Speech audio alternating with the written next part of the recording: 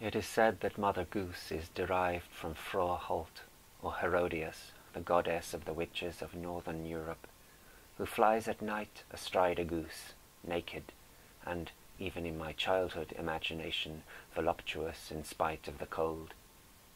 She flies at the head of the furious horde, the wild hunt, her raven hair streaming out behind her, her red-slitted pupils glowing on Samhain night. To be sure, she flies above the ridgeway, where the feet of the living and of the dead have passed for millennia, a spirit path, if ever there was one. At Bishopstone, in Wiltshire, it draws nigh the Icknield Way, the Iron Age road to Norfolk, and between the high road and the low road lie a series of colossal gouges in the chalk, which even the tourist guidebooks describe as another world. No, do not look up yet to admire the scenery. And if you tarry until the autumn, do not be distracted by the berries of sloe, spindle, bryony, and woody nightshades. Look down at the ridgeway itself.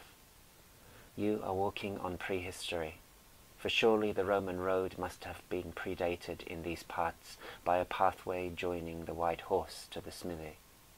More than that, you are walking on the paleontological past, for the chalk of the ridgeway is composed of the microscopic remains of Paleozoic sea creatures.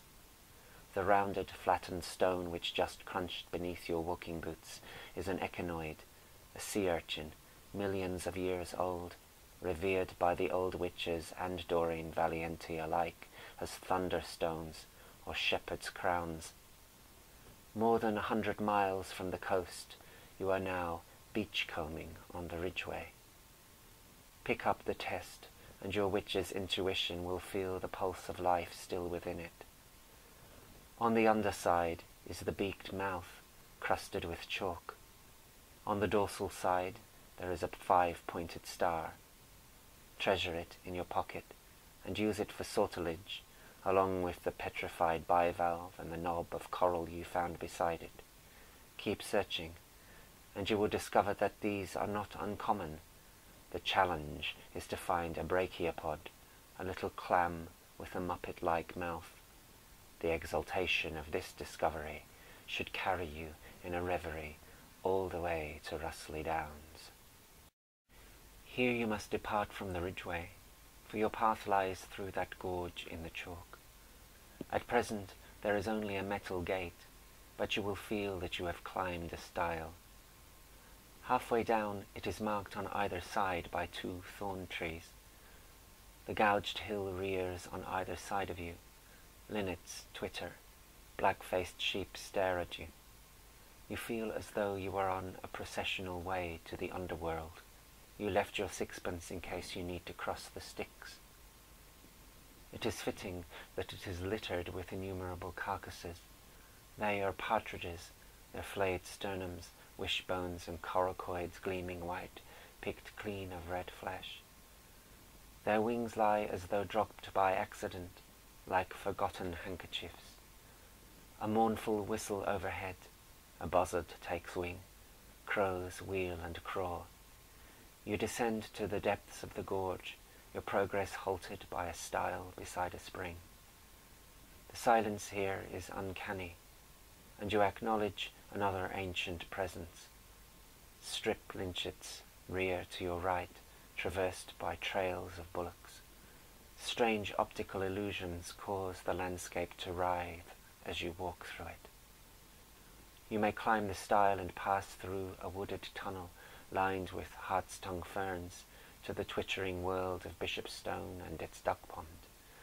Or you may turn aside and walk back uphill another way, for the gorge down which you walked has been joined by another.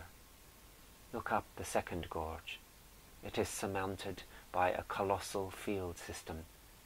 Scramble up the hill towards it, a stairway for giants. When you reach the top, sit and stare.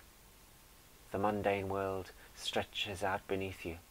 Swindon with its monstrous magic roundabouts barely besmirches the landscape. The vale seems interminable, stretching into mist, and something within you has taken flight with the buzzards and the crows. Above and behind you, a stile and the ridgeway awaiting your return. As I sit here beside you, I can still remember the voice of my father. He was younger than I am now, and I was only 4. I was ready for sleep, and he was reading from Mother Goose.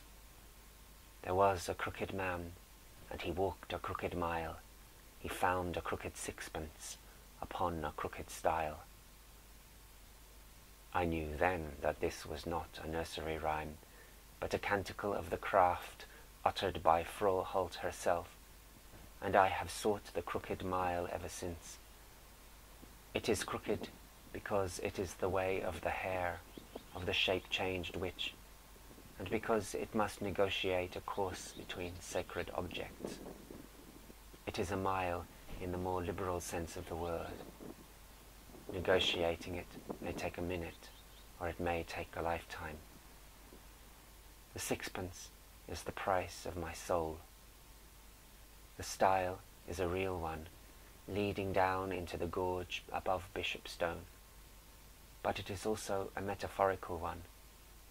It is a gateway to the other world, the world of the Sabbath. Against it, the crooked man leans his staff. Beneath it lies the pot of ointment which gives him his crooked mouse and their crooked cat the gift of flight.